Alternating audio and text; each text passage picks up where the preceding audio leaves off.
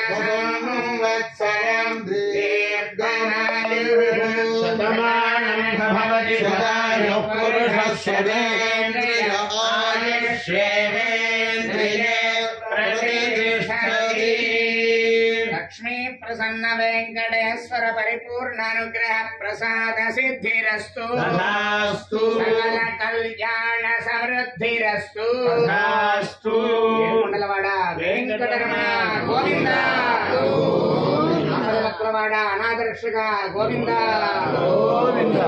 కాసులవాడ Govinda